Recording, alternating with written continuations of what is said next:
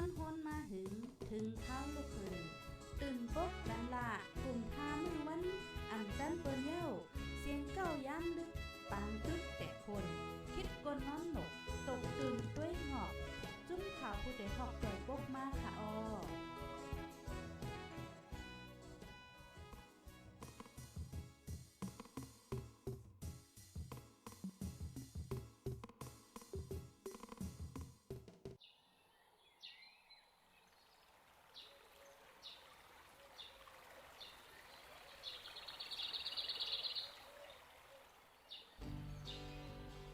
สิ่งแวดล้อมหลีตัวมีสายเจอจังอยู่ลีละเพ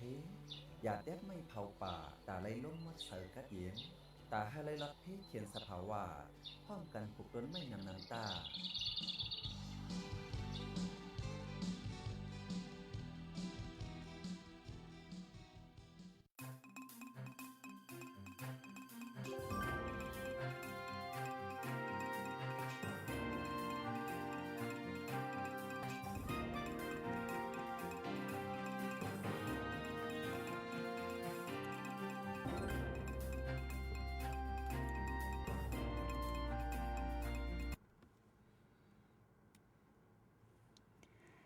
เมื่อซุงค่ะอ้อต้องเหมือซุงถึงพี่น้องเฮาคาตั้งซิงกูก็กูก้นจื้อเขามาทำยินถ่อมปันเอ็นปันแห้งตีตั้งห้องปล่อยเสียงผู้ใดฮอกเชียนนิวส์เฮาคาตีเนอร์วันมื้อไหนไหนค่ะเนาะตัวจะซองเปิงอยู่ลีกัดเย็นอยู่ก็กูดีกูดังค่ะเนาะวันมื้อไหนก็มาพบทบกันในวันที่17เดือนธันวาคมปี2025นะคะอ้อปีได้เฮาคาได้ก็2/1ปากปลายเศร้านี้เลินเจียงลอง13คำดีเนอร์วันปุดนะคะก็พบทบจอมคาเฮายิงเงินหอมและอีกป้าตั้งโหเบากอลีไล่และฟิงไงใต้เว้งเก้งใหม่เฮาค่ะดีเนอร์ตอนรายการแลกลายบรรดังหันถึงและอุบโอจอมกันอำนั้นรายการวันพุธเฮาค่ะกูวงไหนค่ะเนาะเอาค่ะบุญดาวันมื้อนี้อยู่ดีแล้วตั้งลังสีเข้ามาถ่อมยินปันเอ็นปันแห้งอยู่ในจึงตรงดักมาจอมไหลดีนักคอมเมนต์ไหนค่ะอ๋อป้าเจมพี่น้องเฮาค่ะดีถ่อไม่ดัง TikTok เกาหลีอำนั้นก็ Facebook อำนั้นตั้งอยู่จุบเสริมเจนในคณะก็เตมี3ตี3ตั้งไหนค่ะอ๋อวันมื้อนี้ได้เลยใส่หัวข้อไว้ลองปังเลือกตั้งในเซตาก็เฮาค่ะก็ได้อุบกันกว่ากูลองอยู่ในคณะย้อนนั่นแหละถ่อมยินสีสว่ามีดักหันถึงซึ่งหนังหือก็ต้องดักมาไล่อำนั้นคอไข่อุบโอ้กันกว่าเจมเจนในก็ฮับตอนอยู่นะคะอ๋อเปิ้นนันเดออนเอาพี่น้องเฮาค่ะกว่าตรงตักโหเบาเฮาดินเนอร์วันมื้อในเสียก่อนนะคะอ๋อมื้อสงค่ะมาส่งค่ะอ๋อค่ะข้าวยำก็สุดไข่หลากหลายไว้มื้อในก็ถึงวันปุดเที่ยงวันนึงเอาค่ะเนาะก็เดือนได้ก็เป็นข้าวเมื่อได้ก็เป็นกลางเดือนกลางเดือนไปก่อนเนาะว่าในปลายเดือนของปี2005ที่สุดเสียงได้แหละปีน้องเขาหลายๆก็เลยยิ้มมามีแผนการทางแฮนวันหยุดการหยุดงานฉะนั้นเตแอลเตเลเตมือใจขอใจเฮือนใจโปรใจเมแล้วฉะนั้นก็เตมีกันก็เพราะนั้นแหละมือเขาอึดการหยุดงานหยุดการหยุดงานไหนที่กว่าที่มาไหนก็ลดค่าก็ที่นำเนาะคนแอวคนแอวคนเด็กก็นำคนมือหอมมือเฮือนก็ที่นำก็เพราะนั้นแหละพี่น้องเขากูก็เนาะอำว่าขับขี่รถยนต์รถเครื่องอันนั้นก็กว่าซ้ำกันมือซ้ำกันเป็นพุงเป็นมุกเส้นในเป็นกลุ่มเส้นในก็แค่ต่อไว้สติหางผาหางมันพ้องเนาะลองกว่าลงมาปฏิเหตุอันว่ามันสั่งว่าภัยอันกึ่งกลางสั่ง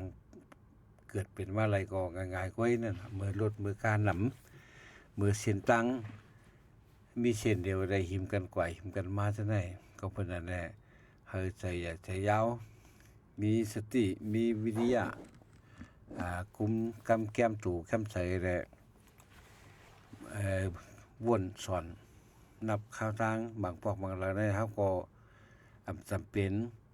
ฉุกไรเนียดไว้กะหือเนาะมันตกลื่นกว่า5นาที10นาทีจังได๋ก็ย่ำเป็นสังนั่นดีสิเฮามาหิบมันเนี่ยแต่แลจังเกิดเป็นภัย อันตรายลงขึ้นมาเท่านั้นมันก็เต็มดีต่อชีวิตของเขากับนั้นแล้วก็อันทางสุดก็ย้อนฝากไว้อันใดก่อนครับค่ะอันนี้ก็ลองใหญ่ค่ะเนาะแกเลยหันในข่าวก็แจ่มดีจ้อมค่ะเนาะไปเยาก็มันเรื่องดีเมืองเฮาจึงในก็หลุไลฟังลองวัดลองไว้เข้าออกค่ะนะในก็เป็นอันนึงค่ะเนาะย้อนปือว่าเงาลายมันก็เรียกลายอยู่มือปืนมือไหลให้ตาเพราะมือทำอยู่จังญา7ญาถามแห้งสัง5จึงในก็ให้ถ่อมข่าวถ่อมเงาถามแห่จองก้อยมือก็ได้ตื้อลีในนั้นค่ะเนาะมือเดียวได้ก็เพราะว่าติเข้าติออกในมันก็เป็นข้าวยามเหมือนเขากดเท็ดเต้กว่าเนาะตั้งลงฝ่ายซึกมานเขาและคุมตั้งฝ่ายชื่อยิบกองกลางซึ่งได้ก็เหมือนกันเนาะก็เพื่อว่าพ้องในเป็นข้าวอันวันที่28นั่นก็จะเป็นเลือกตั้งในที่เลือกตั้งผู้แทนเข้าสภาในแหละกำพองก็อ่อมใครเกิดขึ้นกำพองก็ใครมันเกิดขึ้นในมันก็แต่ควรเฮาปลายวนเฮามันก็เหมือนกันได้เชิงๆกันนั่นน่ะก็เพราะฉะนั้นมุมมองเฮาเหมือนกันในก็อันหันดีก็เตดีก็อันหันซ่าก็เตซ่าก็เพราะฉะนั้นจะได้ก็จางมีในเขตในกลางมันจอมญาติจอมเก้าให้เลยอันเฮาฮู้ว่าเฮาก็มันเกี่ยวข้องสังเสริฐก็จางตุ้มตื้อจากมันป้านี่อันจะได้ก็ต้องได้ฟังกันเต้เขาออกเมืองเฮาได้แต่แล้วได้เป็นข้าวยามมันเขาเท็ดเต้อำว่าตั้งสายการบินในสังตั้งเข้าตั้งออกแลนดินในสังซะไหนมันก็หลอกหรือเสปางเลือกตั้งเข้าในอันไพ่เก่าๆมันอันกึดไว้ปางตึกว่าฉะนั้นก็ยังมีอยู่นั่นน่ะเนาะการขี่เจ๊กๆเตียงว่าฉะนั้นการพ่นเปลี่ยนดูลายกันว่าการหมับมือกันว่าฉะนั้นเขามีแทงทั้งนำอยู่เขาพิจารณาดีกว่าที่มาในแค่นต่อปึงข่าวถอมข่าวด้วยข่าวถามข่าวลีเฮจังไว้กว่าที่มาได้มันก็จะเป็นการฟังสติไว้ในตัวนั่นน่ะอันที่เป็นแล้วก็มันเป็นกว่าก็ไรอันเต็มเป็นแล้วก็จังเป็นมากกว่าไรนั่นฉะนั้นอะไรไม่ใช่เขาจำเชียงปีนี่เมื่อเมืองไทยได้เขาก็ออกลาทุกปีนั่นน่ะเพราะว่าเขาภัยใน7วันอันตราย7วันเนี่ยก็นั้นเขานับคนตายรถผ่ากล้าตำแหน่อันเกิดอุบัติเหตุลองภัยกึ่งกลางเกิดเป็นจังได๋สังในลุ่มรถหลอกกล้าตำกันว่าอย่างจังได๋เขาจังได๋เมาขับว่าอย่างจังได๋ก็เขาก็นับสถิติมันปีในหลายปากก้อน่ะฉะนั้นบาดเจ็บหลายปอกมีเหตุลองตั้งมันหลายปอกบาดเจ็บกะหือตายกะหือเลยฉะนั้นเขาก็ออกมาปืนเผาตาเสกับไหนเฮาค่าก็มังปอกในปีใหม่ไหนก็มึงจ่อมึงวนซ้อมกันใต้คอใต้เสได้จังลืมตัวลืมขี้กันนึงกำก็จังเป็นไรกว่าเด็กกว่าลาวกว่าจอมว่าจอมน้ำจอมหนองว่าจอมรถจอมก้าว่าจะได้ตักอะไรฟังกันเต้ๆนั่นอันนั้นก็ย้อนฝากถึงกูก็ก็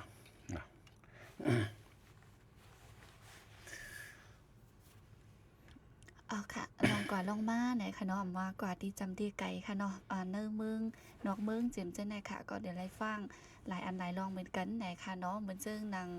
มันก็ลูกเมืองไทยเดี๋ยวเมืองเฮาเจ้าไหนมือแต่ไรบ่ได้เข้ามามขึ้นหยาบให้ไหนก็เป็นน้องหยาบนั่นขนาดเนาะมันก็ได้แค่มือเจ้านึงกำแหขึ้นมาเหตุการณ์ขึ้นไหนบ่มจังมากขึ้นก็ทำหยาบให้ไหนค่ะเนาะย้อนนั่นแหละถามก้นหูอันมีตัวทบอันหูอันหันลีๆลองแกมือก็ตื้อหลีไหนค่ะนะค่ะในก็ฝากถึง Google ในค่ะเนาะเพิ่นนั้นมื้อนี้เฮาค่ะได้เสไว้ลองฟังเลือกตั้งในย้อนว่ามันก็ติดจำแทงหมอกเฮ็ด10วันก้อยค่ะย้อนน่ะเนาะก็เมื่อได้วันที่17ในวันที่28แล้วก็แทง11วันเนาะว่าตั้งวันนึงก็เต็มๆก็บอกวงนั่นค่ะได้การวงนึงได้ในตั้งได้เฮาว่าปังเลือกตั้งอันได้เกิดแทงคำแหกในหูปัก21เนาะในวายเสมีเอาล่ะยึดอำนาจมามือ2เหง21แล้วต่อถึงวันได้ก็เมื่อเตได้มันว่าสิเลือกตั้งมือยึดอำนาจได้มันก็ปืนเปล่าต่อเปิ้นต่อโลกว่าข้าวตั้ง1ปีที่ขึ้นเลือกตั้งใหม่ก็เพราะว่าการเลือกตั้งเบอร์ปี2020นั้น มันสื่อสารหมดจังได้แหละเลยมายึดอำนาจไปยึดอำนาจเราได้ขึ้นบันคนเมืองต่างๆขึ้นในข่าวตั้ง1ปีนี่มันว่าไว้ฉะนั้นสิซะก็ต่อถึงมาปี2022 23 24แล้วก็เกิดขึ้นเป็นมาต่อถึง25ก็บ่ได้เชียงปีในก็สำเร็จมาครึ่งกลางให้เฮ็ดบางเลือกตั้งในเกบางตึกบางซึกบางน้ำเกน้ำหูน้ำตาของพี่น้องคนเมืองไหนกำพองว่าจ่องสั่งทุกแน่อำว่าชุมยิบกองกลางอันต่อสู้เพื่อสุนไล่ทางหางรถแล้วเลยสังเพื่อสุนให้เพื่อสุนไล่บ้านเมืองแดนดินเนี่ยสังเส้นให้โคมดังสาวจัดลุมฟ้าเขาหลายๆซึ่งเมืองเนาะอันสารคัดอันหันซ้อมอันยอมภาพแล้วก็ทั้งหนังทั้งหลายนั่นน่ะอันในกลุ่มเอเชียตะวันออกเฉียงใต้ในกลุ่มเอเชียใน10เมือง11เมืองในกลุ่มอาเซียนเนี่ยหรือเสไทยก็มีไผสนใจว่ากะหือก็เพราะว่าไทยก็ฝ่ายนึงตั้งดงปองจึงในสังทั้งฝ่ายคนเมืองในสังมันก็เป็นข้อฝ่ายก็ต่างๆกันยะก็เมืองไทยก็จะหายุบสภา8มื้อวันที่20วันที่12ป่วนมาในก้อยเนาะอันนั้นก็ในเมืองไทยได้เขาก็มีปักมีปึงในข่าวต่าง2เหรียญ60วันในที่ได้ขึ้นเลือกตั้งมาก็ออกขอปืนผ่ามาว่าวันที่8เดือนเฟบรุรีปี2526นี่ก็เมืองไทยก็ได้เลือกตั้งย้อนเพิ่นจังนั้นเขาก็ได้เปิดฮับผู้แทนที่เข้าเลือกตั้งในวันที่27กว่าต่อถึงวันที่5เดือนJanuary ไหนเมืองไทยได้ก็อันนึงก็ที่ว่ากำของใครเลือกตั้งกำของของใครเลือกตั้งใครเลือกได้ก็เพราะว่าอันนึงได้ใครอยู่ยืนยาวกว่าใครอยู่ยืดยาวอันว่านั้นเหมือนเรื่องรักษาการในที่เป็นหลวงปองจึงเก่าในเพราะว่าหลวงปองจึงถอนตัวออกยุบสภายาวในหลวงปองจึงก็จะมีหลวงปองจึงเก่าภูมิใจไทยนั่นหลวงปองจึงปาร์ตี้ของภูมิใจไทยยิบไก่ไว้มันก็ได้รักษากว่าที่ติ๊กกำไรในเมืองไทยได้ตั้งเมืองมาเนี่ยมันแปลกกันซื่อหือไหนในเมืองมาถ้าว่ามีปังตึกอยู่มีปืนตีแผ่นดินอันตีลอดแล้วทางห่างบางปืนตีอำจางเลือกตั้งไรนั่นก็เตเลือกคือเลือกคือเตเลือกไรหืมเลือกไรคือเนี่ยยังไปพุดขาดไรในเสตีเฮ็ดปังเลือกตั้งไรในจ่องว่าถูกต่างชาติเขาสารคัดเตียวว่าเฮียงในปังเลือกตั้งกันว่าพวกมีก็แต่ไรมีเหมือนกันหมดแต่ไรมีวันเดียวกันหมดนอกเหลือเสว่าเลิกลงหน้าวงหนึ่งเรื่องลงนาเนี่ยมันต้องเมืองมันก็ยามเฮ็ดมาอยู่ก็เมืองไทยก็มีตาเสียเมืองไทยได้ก็เขาก็ได้เลือกลงนาวันที่1เฟบรุรีเลือกลงนาวันที่8นี่ได้เป็นวันเลือกตั้งบ่ล่ะก็ไม่เขายังมาไม่ใจว่าปางตึกอันเกิดขึ้นต้อมแดนดินไทยทั้งกัมพูชานั่นจ่องมันสิเกิดเย็นได้เพราะมันเกิดในปางเลือกตั้งทับเสยเฮ็ดนี่ที่สร้างป้อมเฮ็ดไรเนี่ยมันได้ยืดยาวกว่าแทงเฮียงในเพ็กสมาในเหรียญดินอ่อนนั่นเนี่ยก็มันก็ตุ้มเตื้อถึงปางเลือกตั้งใหญ่กุตินั่นน่ะเต็ม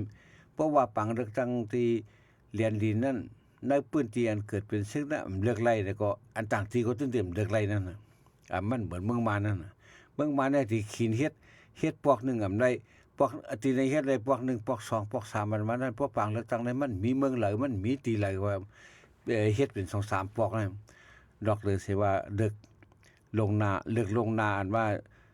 วันเลือกตั้งนั้นก็บ่ว่าโกนให้มันติดการติดงานไว้มันมีกิจกรรมของมันไว้แล้วอำจางสิกว่าเลือกในสังกัดย้อนเลือกลงนากว่าเชียงไว้ย้อนไว้คาที่มาเลือกลงนามันเพราะว่าเลือกตั้งหลังมันเลือกตั้งหลังมันได้ก็ว่าเลือกตั้งหลังนั้นได้ซื่อก็เพราะฉะนั้นเพราะว่าเลือกปางเลือกตั้งยาววันที่10วันที่8เฟบรุรีเนี่ยก็จะได้ฮู้ผลฟัน คะแนนอันออกมาว่าเพิ่มไล่ก็คือเอกก็คือไหนมันได้ออกมาเดี๋ยวกันได้บ่ว่าเย้านะดิเก็บไว้ได้เอากว่ามาแทงเปิดตั้งหลังมาแทงกันจังมาโฮมย้อมแทงไหนมันอันไหนมันซื่อใสมันป้องว่ามันซื่อใสเฮียงไหนเพราะว่าเปิดเหมือนเรื่องอันเปิ้นเลือกลงนาได้วันที่1เพื่อพอได้เขาได้เลือกลงนาเพราะว่าเขาเลือกลงนานั้นอันได้อยู่ในกล่องไงอยู่ในกล่องอันเขาแคบตอดกลางใจเขานั้นเขาได้เก็บไว้อย่างไว้เพิ่มเปิดไรเตไปเปิดก็ไปเตมาเปิดจอมวันที่8วายเสเลือกตั้งเย้าวาย3 โมงครึ่ง3 โมง4 โมงอันนั้นเพราะยอกว่าตั้งแต่5 โมงกว่าเขาเรียบร้อยแล้วเขาได้เปิดตั้งอันเลือกลงนานั้นได้มาโฮมกันเหมือนนั้นซึ่งก็ได้เบิ่งมาซะว่าสิเฮ็ดพวกที่1วันที่28พวกที่2มาแทงพวกที่3มานะครับคือว่าในพวกอันรายการเนี่ยมาแถมใส่จริงๆไหนมันก็เหมือนซึ่งมันเปลี่ยนกันเนี่ยเอามาแถมใครไว้เอาไผแล้วเปลี่ยนแล้วก็มาเอามาแถมใส่ไผนั่นก็เป็นไรนั่นน่ะก็เพราะนั้นการเลือกตั้งที่เก็บคะแนนมันสิเก็บเสียงกันเพิ่นมาหย่อนกลางใส่นั้นเก็บไว้หึงในมันไรมันเก็บไว้เป็นหลายๆพวกในมันไรย้อนเพิ่นนั้นเมืองไทยก็จังว่าเพราะว่าซ่อมแดนดินอันมีอันเกิดปางตึกกับซ่อมกัมพูชาได้อำเลือกตั้งไรซ่อมเนี่ยปางเลือกตั้งวันที่วันที่8เดือนสิงหาคมก็เตรียมสร้างเฮ็ดไรเตไรยึดกว่าแท้งนั้นน่ะเมื่อไหร่มันปางตึกได้ขึ้นเย้าในกว่าเฮ็ดไรปางเลือกตั้งเอาเนี่ยเขาต้องได้สร้างเลือกนะในปักผึ่งกฎหมายของเขามีไว้เช่นนั้นก็ยังมีแทงอันนึงซ้ำอันนึงให้มันเลือกไรนั่นเขาได้ก่อตั้งศูนย์เลือกตั้งที่หย่อนไว้ลงคะแนนนั่นที่ศูนย์ปลายเพศนั่นแหละนะที่แคมป์ผู้ปลายเพศนั่นแหละนะก็อันนั้นก็เป็นไรแล้วก็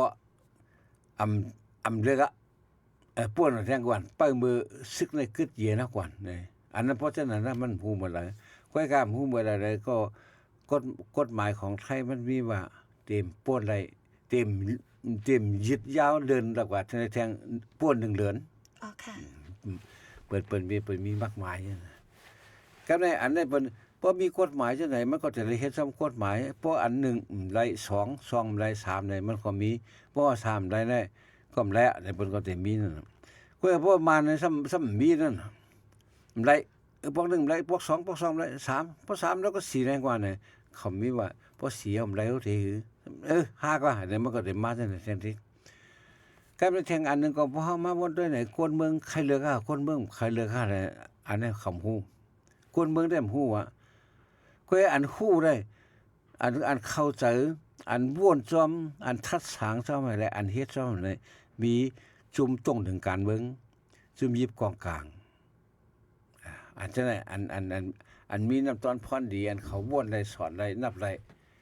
อันที่คนเมืองได้เขาก็ฮู้ว่าเลือกได้หลีเลือกห้ามดีเลือกได้หลีเนี่ยก็เพราะว่าคนเมืองเนี่ยมันเปียกเปลืองหังเลือกก็เย้าเลือกก็เย้ามันก็เปลืองกันเลือกก็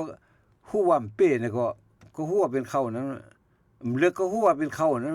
ก็เพราะฉะนั้นจากคนเมืองนั้นมันมีความหมายสังก้อยกาตา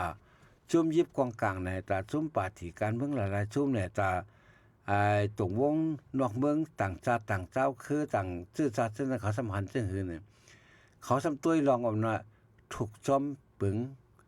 ติงถ้ำอยู่เนี่ยถูกจอมปึงติงถ้ำเนี่ยเปิดน้ำตุ้ยนั่นอันคนอันแทงฝ่ายซ้ำคนยิบกองกลางตุ้ยจะมาผลดีพ้นจ้าของเจ้าคือเจ้าก็มีสังบ่เลิกป้อมเลือกก็มีสังเฮ้ยอยู่เลยแต่เลือกก็สังได้ไปเลือกเนี่ยเขาก็มีรองตั้งมีเหตุผลของเขานะก็ไม่ได้หลายข้อนะมันเหมือนกันเพราะว่านอกเมืองเขาแต่เขาก็หันว่ามันถูกแม่นจอมปึงติงทำมันจากเปียดจางเหรียญจางโกงกันเนี่ยเพิ่นได้เอานั่นก็ไม่2คนยิบความกลางเฮาไรเฮาขัดทุนเฮาก้านพวกไหนก็ตาปาฏิเฮาตาเจ้าคือคนเฮาสิขึ้นเป็นเลือกเป้อะไรเนี่ยไรอ่ะก็เพราะฉะนั้นเฮาสิก้านเขาในก็ยอมการผู้ตาคนเมืองได้มันบ่ได้คนเมืองได้เป้ก็ยาวก้านก็ยาวมันก็เผอเป้ก็ข่มไรสังเผอก้านก็ข่มไรสังก็เพราะฉะนั้นอันที่ว่าอันมีข่าวอยู่ว่าคน ปาฏิการเมืองจังเขาเลือกป่าในตั้งบทนั่นเนาะ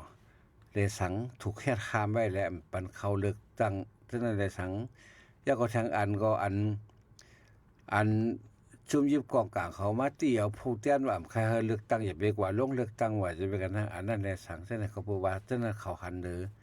พรใดพรดีของส่วนเขาปาฏิการเมืองอันใดเลือกให้ก็บ่สั่งน่ะก็เมื่อมันใครลงนั่นน่ะเพราะลงให้จะจ้างการปาฏิเขาได้นะอันนั้นก็อันนึงจังว่าถูกญาติเป็นผิดกฎหมายว่าเป็นปาฏินอกกฎหมายว่าจังได๋เขาก็ตั้งคอผิดคอถังเทิมเรื่องนั้นไว้ให้แล้วเอาอะไรหลุดห้ามกว่าจังนั้นจังเขาเลือกตั้งการอันกฎเมืองได้เอาอันปัดอันซุ่มซึกยิบกองกลางได้ก็เพราะว่าอันนึงพวกว่าเหมือนเรื่องกว่าก้ำแถมบันซึกมันการเลือกตั้งในกว่าก้ำแถมมันซึกมันซุ่มยิบกองกลางสำคัญเฮาเลยค่ามาอุบกันให้ก่อนมีเฮ็ดเปลือกเฮ็ดเปิงเฮ็ดลักเฮ็ดเสาขึ้นมาว่าเฮาสิปกป้องวันเมืองซึ่งสิคมตุ่มเมื่อคมตุนจึงสั่งซึ่งหือการปกป้องพ้องงำเป็นซึ่งหือการกฎหมายวางซึ่งหือการเขียนแต้มปึงกฎหมายซั่นไดการมาคุยซั่นไดสิไว้วางมันซื่อเพราะว่ามันสิจะถูกแม่นได้เจอกันยาวไหนจังก็มามีปางต่างๆพระเป้ประการพระสิไลปกป้องพ้องงำเนี่ยเขาอันนั้นสมบูรณ์ที่นั้นไอ้ตาคนเมืองได้ตึ้นมีสังนั้นใครว่นซื่อก็ว่นใครอยู่ใต้ไปเมื่อเร็วได้ก็อยู่ใต้อำนาจปลายกองอยู่ใต้การยึดอำนาจก็บอกว่าปันอันใต้อำนาจปลายกองนั่นนะแต่ซึกมันคุมไม่อยู่พอเลือกตั้งซึกมันได้เป๊ะได้กงได้ขึ้นมาเป็นหลวงบองจึงได้ก็อันเจ้าคือเขาอันชุมยุบกองกลางเขาอันชุมภายสารคัดคำยอมรับอ๋อค่ะก็เบิ่นนั่นแหละอันนี้มันมามีปัญหากันอยู่ที่ไหนอันใครเลือกได้เป็นหลวงบองจึงมีนอกหลายก็เพราะว่ามันอยู่ในรับสิ่งนั่นแหละคุมบ้านคุมเมืองอยู่ในนอกกฎหมายแหละคุมบ้านคุมเมืองมันก็คล้ายๆกว่าอยู่ในปึงสิใจและคุมบ้านคุมเมืองถึงเมืองนอกเมืองเขายอมรับกำใน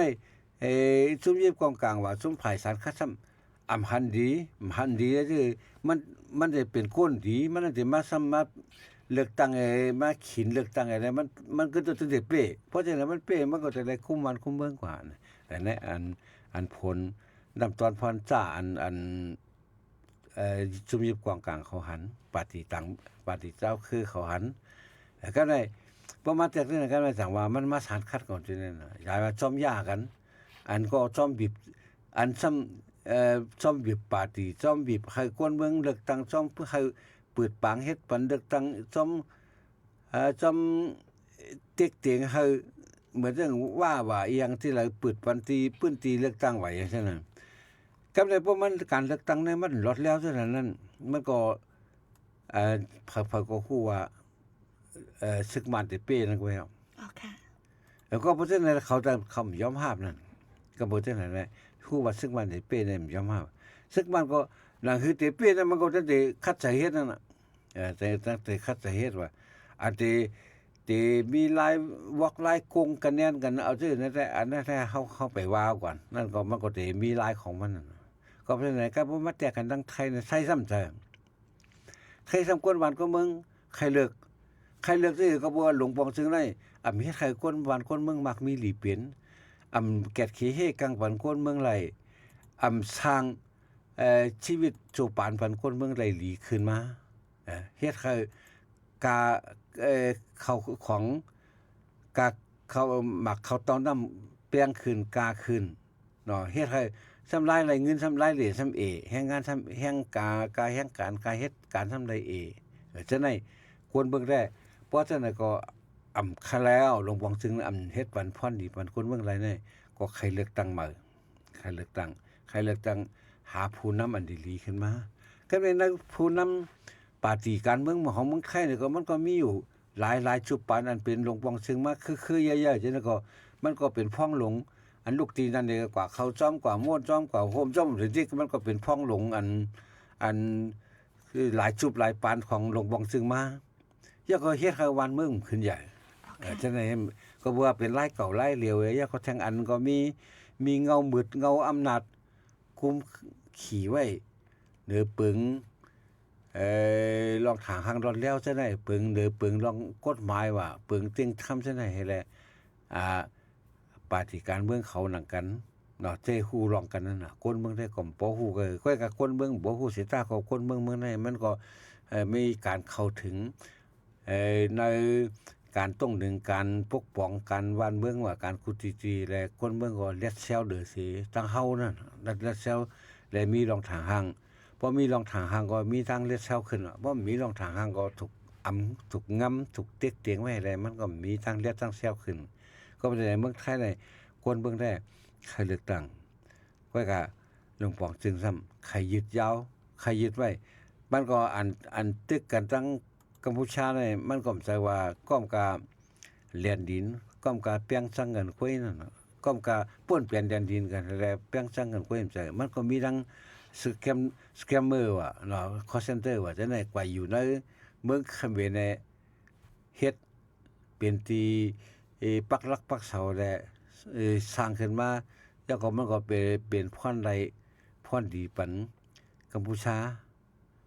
แล้วก็ถือว่าได้กว่าแค่ว่าได้ว่าหุ้นเส้นนั่นกว่าเนาะว่านั่นคือไข่นั่นคือตระกูลนั่นคือคุณตระกูลเขาเช่นนั้นเลยก็บ่ใช่หลายๆอันว่ากัมพูชาเกิดปางตึกขึ้นได้นั่นมันก็ภายนึงแค่นั้นเกิดปางตึกขึ้นได้มันก็เหมือนเรื่องว่านะมันก็กาป้วนแปลนแดนดินกันกวยแล้วก็มันมีทั้งสแกมเมอร์ว่าอย่างคอลเซ็นเตอร์ว่าจังได๋เฮ็ดแล้วเป็นมาแล้วก็อันคนเบิ่งได้ก็เลยบ่ว่าเป็นซึกไหนคนเมืองว่าทีไรมันก็เลยทุกไรหนีไรปลายนั่นน่ะเพราะเป็นไรหนีไรปลายในหลวงบอกซื่อซ้ำใครเอาตื้อตั้งอันนั้นใครยึดกว่ารักษาการนั้นว่ารักษาการรักษาไว้ไว้มันเป็นเตียนไว้ต่างไว้จูไปมี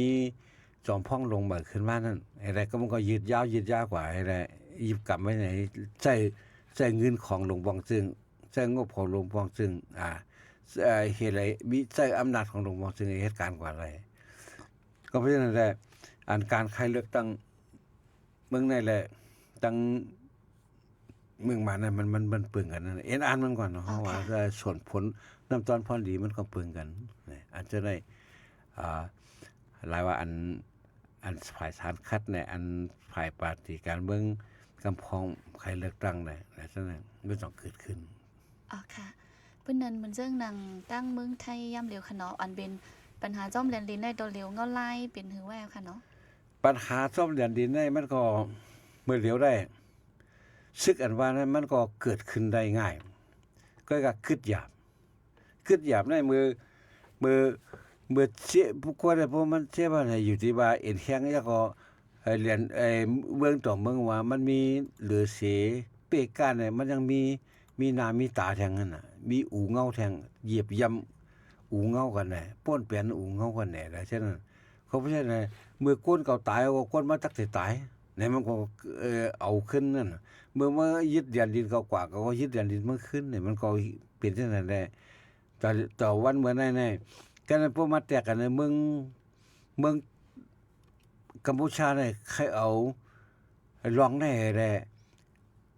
เอาเรื่องไทยต่างเขาในจัดถึงรุ่นฟ้าอยู่แอนเขาว่าให้เอาเรื่องปันว่าเมืองไทยเป้กินเขาเมืองไทยเป็นเมืองใหญ่เลยคัมเบนเป้กินเขาก็เมืองไทยก็ซ้ำใครก็ขึ้นศาลนะใครอุบกันห้องกล้วยตั้งใครขึ้นศาลโลกอะไรใครอุบกันตั้งคัมเบนกัมพูชาได้ก็ตกลงกันได้ดีอย่าไปสุกยงอย่าไปป้วนเปลี่ยนอย่าไปมาฟังหมากฟังอย่างเข้ามาในเรียนดินไทยว่าอย่าได้อย่าก็ลองคอลเซ็นเตอร์ว่าอย่าก็ลองสแกมเมอร์ว่าจะไหนเนาะแต่มันใจไทยก็หลานได้ลองที่กัมพูชาปักไว้ให้กลุ่มสแกมเมอร์ว่าคอลเซ็นเตอร์ว่าจะไหนมันก็อเมริกาก็ฮู้ไผก็ฮู้นั่นนะเขายังยึดเงินอยู่ซะเจ้าตัวใหญ่ตัวหลวงเนี่ยครับกับควันที่นั่นหมดนั่นอันนั้นก็อันนึงแล้วก็ให้เกี่ยวกับแดนดินเนี่ยให้อุบกันลองตั้งดีเนี่ยก็บ่อุบบ่ปองอุบเย้าอยู่ซ้ำกัมพูชามายื้อเข้ามา ลักยื้อลักเฮ็ดนั่นที่อะไรมันก็เบี้ยวอะไรนั่นพวกเบี้ยวแล้วเนี่ยมันก็สิกำไรจังว่า2วัน2วันพ้นมาได้ไทยก็เพราะฉะนั้นเครื่องอาวุธเขากองกลางลงเขามีทีละเนาะไทยก็เอา F16 ก็หย่อนเครื่องนี่เป็นหลายๆทีก็ตั้งตึกเป็นตีปักเช่าของสแกมเมอร์เขาว่าตั้งตีศูนย์กองกลางบางมือจินยามเขาฉะนั้นก็ไทยก็ F16 ก็ใส่มันปล่อยมันก็สูงกว่าหลายตีก็เลยพอแตกกันบ่ข้าวยาวได้ก็เพราะว่าเมืองเขมรเนี่ยเอ็นแห้งมันเรียกเสเมืองไทยน่ะไทยไว้บ่เขาก็พกค้างเอา1วันเนี่ยปางตึกเนี่ยการใช้จ่ายไว้1วันเนี่ยตก1เหงล้านว่า10วันก็หมื่นล้าน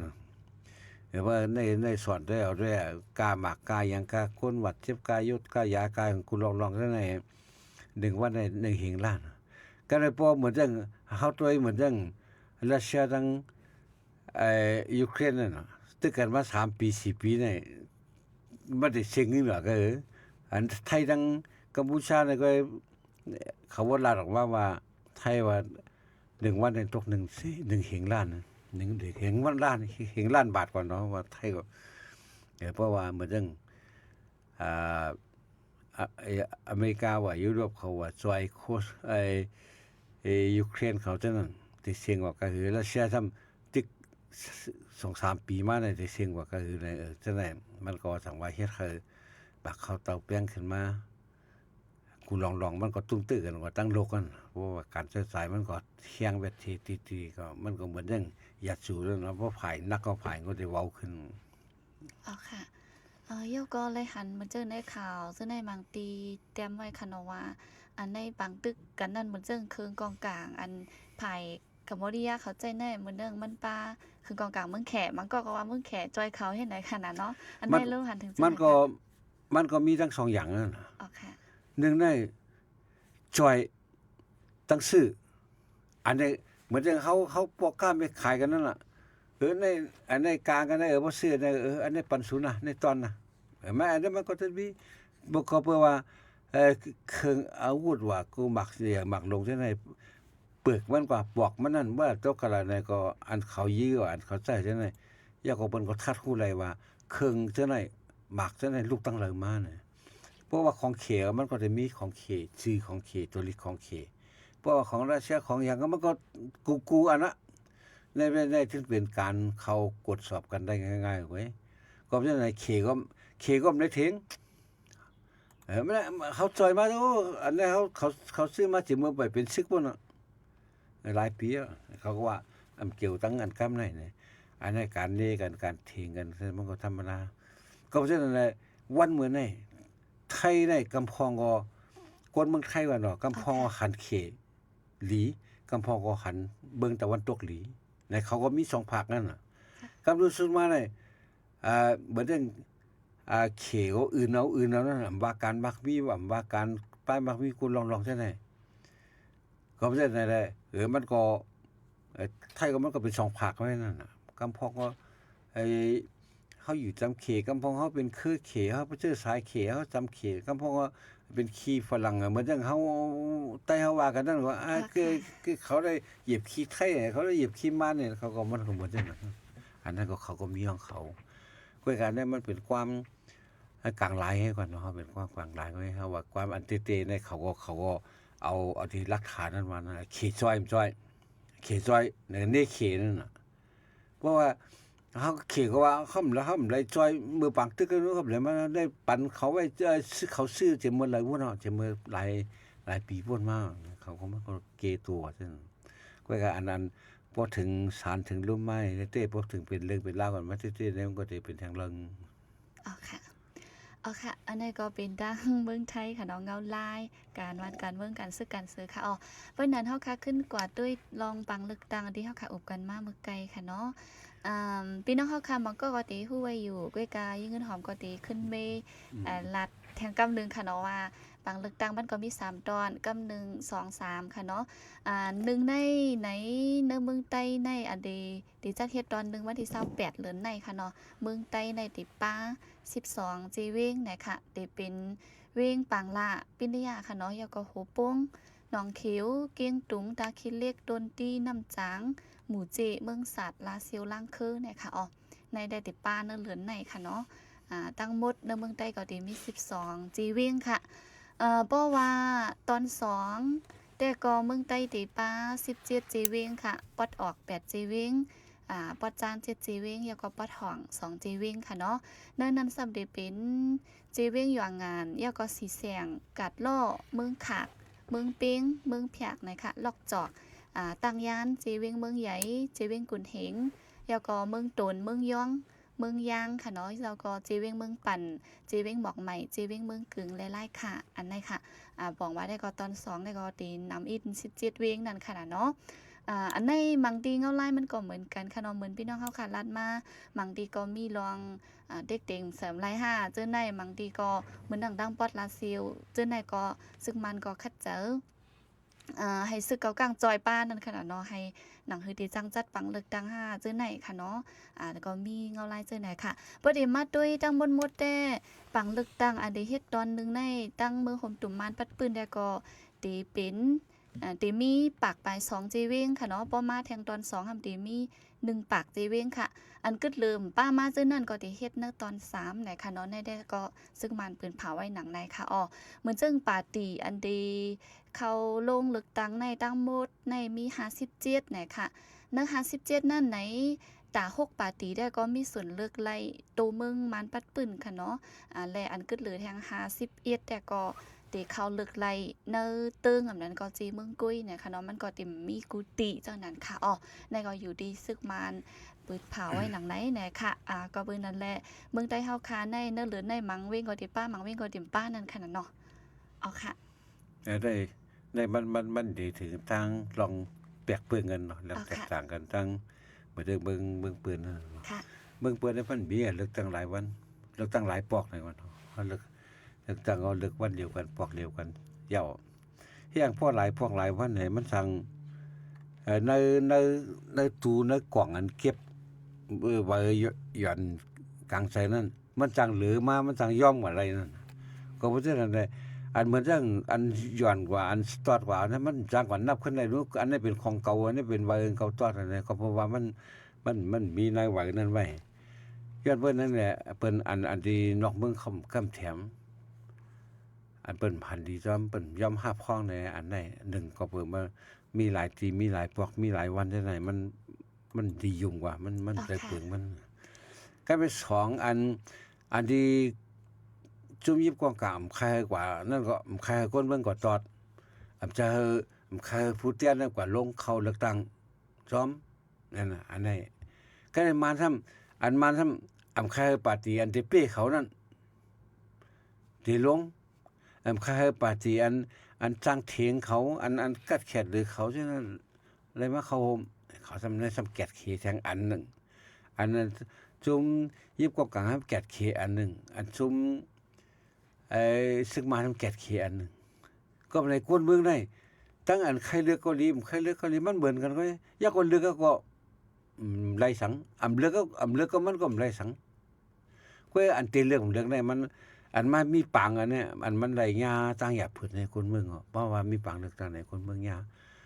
กว่าเลือกก็ไล่กว่าเลือกก็ไล่นั่นน่ะมันเหมือนจังนั้นว่าเฮียงในวันนั้นใน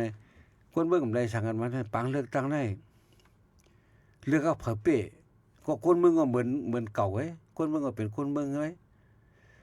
เพราะว่าได้เลือกตั้งแล้วก็คนเมืองก็เหมือนจังได๋ว่าเป็นอยู่ใต้ปลายอำนาจของปลายกว้างนั้นไว้เมื่อซึกมันเลือกเป้จุ่มแจ้งขายเขาเป้ขึ้นมาเนี่ยก็ปฏิเสธให้คือเปิดขึ้นมาเนี่ยก็เขาก็คนเมืองก็ไล่สังก้วยก็ปูนตารอบๆตั้งหมดนะพอมารับสอนได้ไหนเมื่อปี2010นั่นเพราะว่าเขาเลือกให้ก็ฮู้อยู่ว่าคือมีปังเลือกตั้งอะไรก็ เพราะว่าก็ปึ้งเขา2เหียง8เย้าแล้วเขาก็มีปางเลือกตั้ง2เหียง10เพราะ2เหียง10เนี่ยเขาก็ถอดโคซึกเอาสิ่งวินัยติงสิ่งให้เข้ามาเอาสิ่งวินัยเข้ามาเป็นจอมซึ่งหลงมันเลือกเป็นเพราะว่ามันเรื่องใน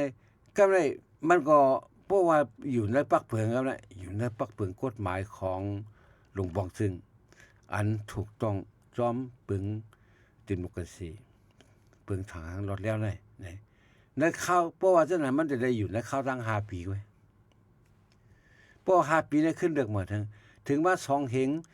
2เฮง15เนี่ยเพราะมันเลยก็ NFT เป้ขึ้นมาเพราะว่ามันก็ NFT เป้ขึ้นมาก็มันก็อยู่แล้วใน5ปีนั่นไว้ก็ว่าอายุของ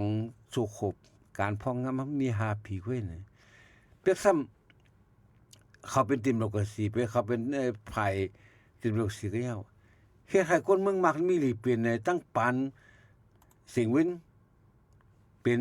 จอมพ่องหลงจอมซึ่งในตั้งอันNFT เป็นจอมซึ่งมันเปลืองกันคนเมืองไหลสังซึ่งหือเนี่ยเฮามาแตกด้วยกันนั้นก็เพราะว่าก็NFT เนี่ยมันเฮ็ดอะไรก็หืออันนั้นก็อันนั้นเฮ็ดได้ลีเหลือเหมือนเรื่องอัน10ถึงสิ่งในลีเหลือหืออันนั้นก็ NFT เนี่ยลีหือเฮาก็ได้หันนำตอนทั้ง2อันนะมันก็เบิ่งเงินน่ะค่อยก็เพราะมันถึงสิ่งในมันก็อุบเจ้าคือเขาดอยไล่กึดซึกกันได้NCA เขาจะได้เฮ็ดกันมาได้มันก็คนเมืองก็รวมใจกับป้อมมีปางตึกอันได้เข้าห่มก็ได้เพราะมาถึงแทง2เฮง15 2เฮง20เนี่ย2เฮง20เนี่ยเพราะว่าNFT ซัมเป้แทงก็ได้เพราะว่ามันยืดยาวกว่าเพราะว่า2ซุบ2ปานหลวงปองซึ่งได้เอามันก็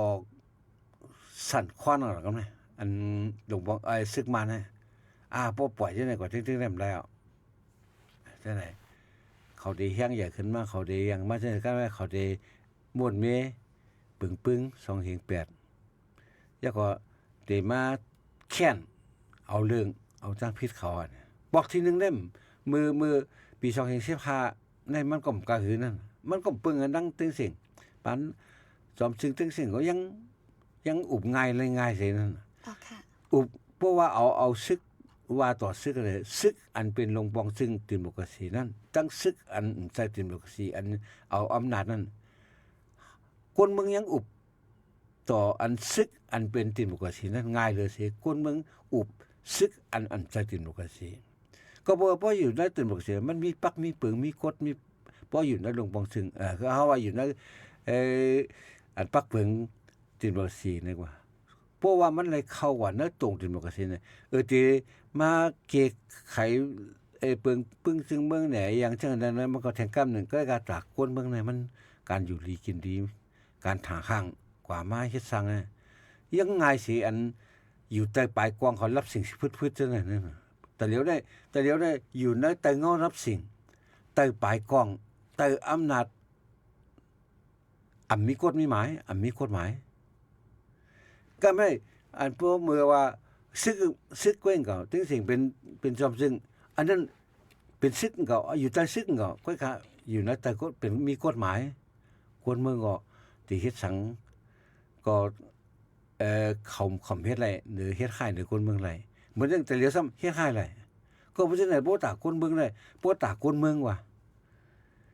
เลือกตั้งได้ดีกว่า5นี่ยังดีเลยวนด้วยอยู่นั่นพวกมีปังเลือกตั้งได้ดีกว่า5ซึกได้ที่ได้อยู่ในที่มาเป็นเขาก็ต้องเป็นใหญ่ว่าเลือกก็เขาเป็นใหญ่เลือกก็เขาเป็นใหญ่เมื่อเขาเป็นใหญ่ก็เขาอยู่ใต้กันเขาเป็นใหญ่แล้วเขามีกฎหมายยิบกฎหมายใช้ต่อคนเมืองอันอยู่ในใต้ปึงอำนาจใช้ต่อคนเมืองได้มันมีกฎหมายนะขยับก็ยับนั่นน่ะปฏิการเมืองไปนั่นก็ไรตัดเวทนั่นน่ะอยู่ใต้ซึกตัดไปนู้นบ่มือปานดิโมคราซีนั่นเมื่อตานปานมีหลวงปองจึงในคำตัดไรล่ะเฮียอะไรตัดไรล่ะเฮียงก็ตัดปาตีต่างซุ่มออกว่าปันเข้าเลือกตั้งในกอบสังเนี่ยมันมีล่ะมันมีกฎหมาย เอาอำนาจมาเตะกันมันไรน่ะกำได้พออยู่ในใต้ศึกพ้องงำเนี่ยมันมีกฎหมายของมันน่ะปาร์ตี้เนี่ยมันเลยเข้าปาร์ตี้เนี่ยมันเลยเข้าเลือกตั้งเนี่ยมันตัดไรพอมาวนตัวจังไหนซ้ำมีการเลือกตั้งเนี่ยลีเลอเสอำมีหือในถึงไรวนเพราะว่ามีไหนมันก็จะอยู่เลย5 ปีอยู่นั่นว่า5 ปีมากก็ว่าจังมาเลยเขาก็ฮู้ว่าเดลีเดซ่าอันนี้ได้เพราะว่าอยู่ใต้อำนาจเขาเลย10 ปีก็ได้เป็นจังได๋วะ10 ปีก็ได้เป็นจังได๋ก็เลยพวกเป็นจังได๋ก็ครับฝ่ายนึงก็ตั้งฝ่ายสารคัดฝ่ายเลยการลุกพื้นแบบนั้นฝ่ายยิบของการก็เต็มเข้ากันได้บ่เต็มอุบกันได้บ่พวกอุบกันได้พวกก็มันก็ตึกกันที่พอตึกกันที่ก็คนเมืองก็ยาจากมันที่นั่นพวกเหมือนมือปานเต็งสิ่งนี่เขาอุบกันเลยล่ะอันตึกกันก็เฮาคึดซึกันน้อนะมาอุบกันนะมาเฮาตั้งจังซี่นะริมดีเขาฮู้ว่า คนเมืองไหนหมู่ค่อยกะมันไรหรือฮือหรือใจนะตั้งอันอยู่ใต้กฎหมายอะไรอยู่ใต้อำนาจมืดนะเฮาได้นะมันพอตาคนเมืองว่าเนาะมันก็เป็นอันที่วนนั่นก็พอตาอันชีวิตกลางภายสารคัดอะไรตึ้นเดียภายสารคัดนี่น่ะมันพยังมันก็ตึ้นเดียแล้วถูกเลยสารคัดนี่นะอันภายลุงมงซึ่งก็ตึ้นสิไรเฮ็ด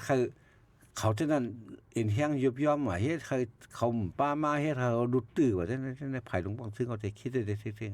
ๆก็คนเมืองได้ใครวนซื่อก็ยาวสอนซื่อก็ยาวมันก็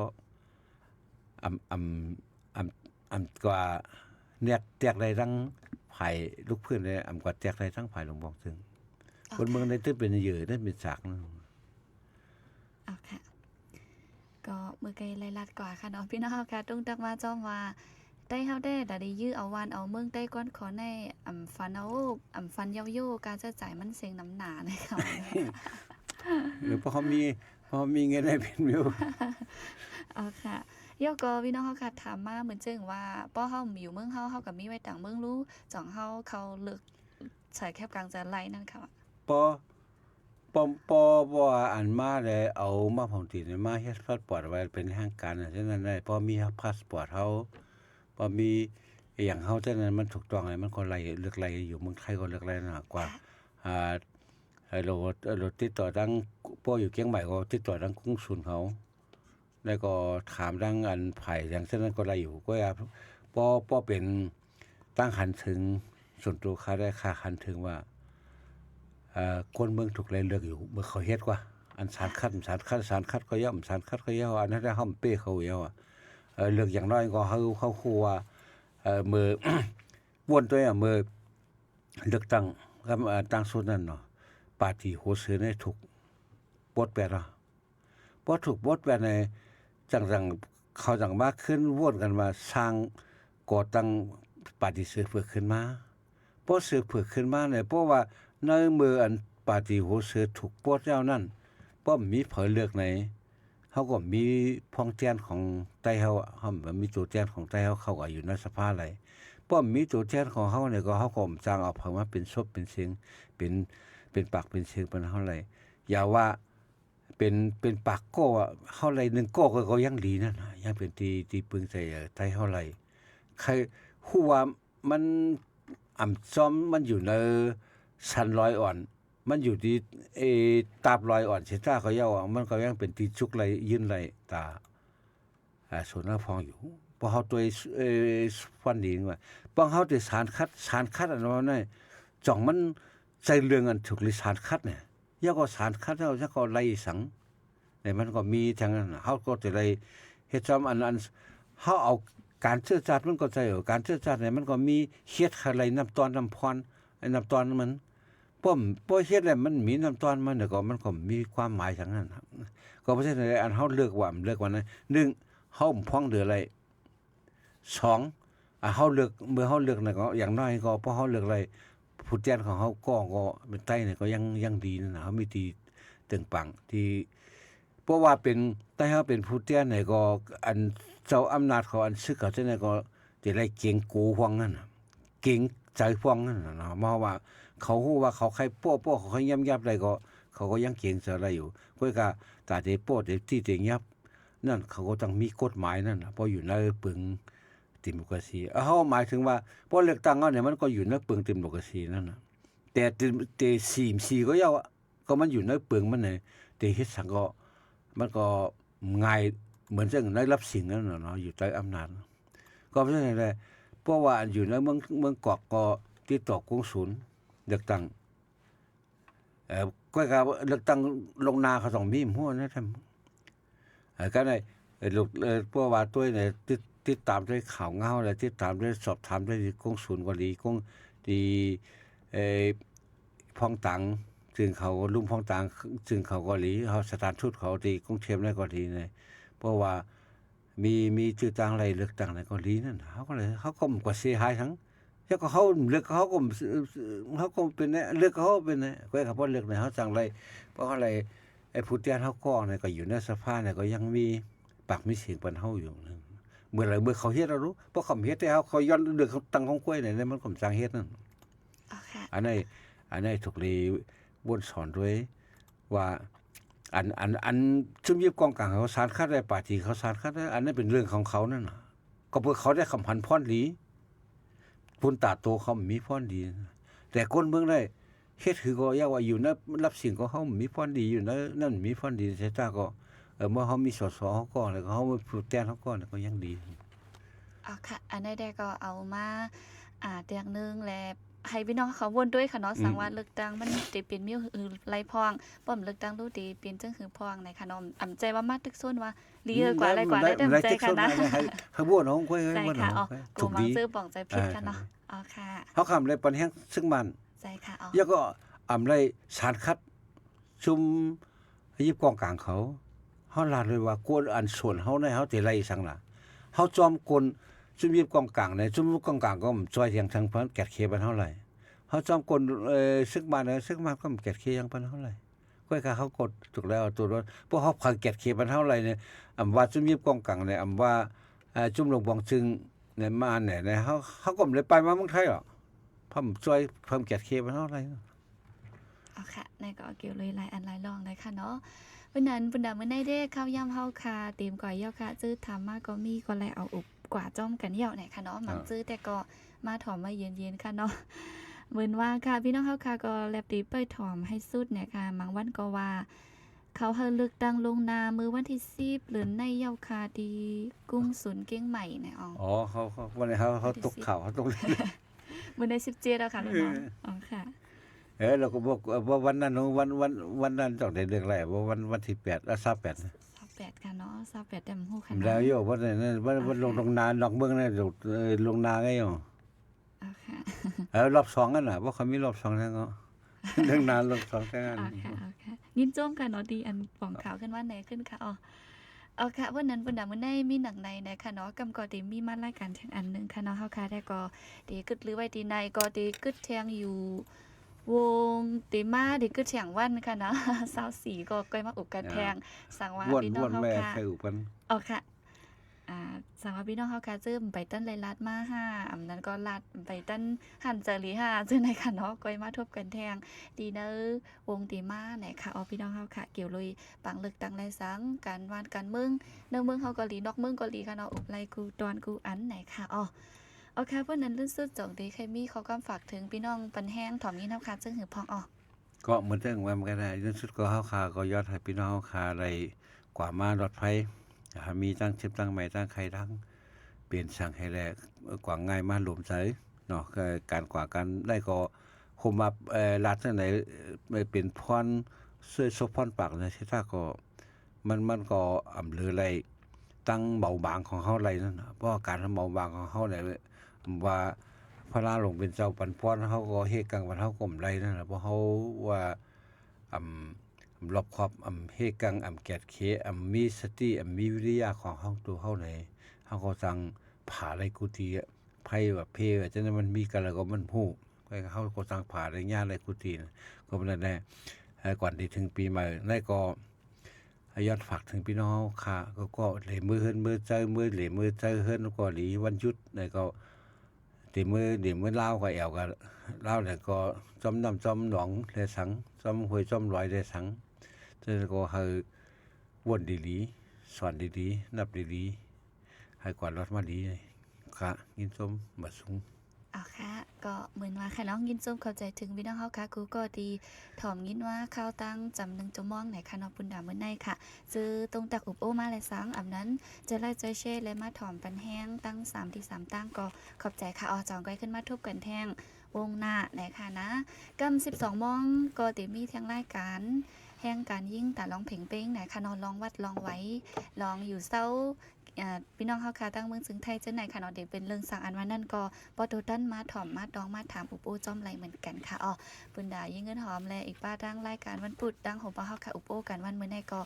มีหนังไหนค่ะขอบใจเย็นนำค่ะเมืองสูงค่ะ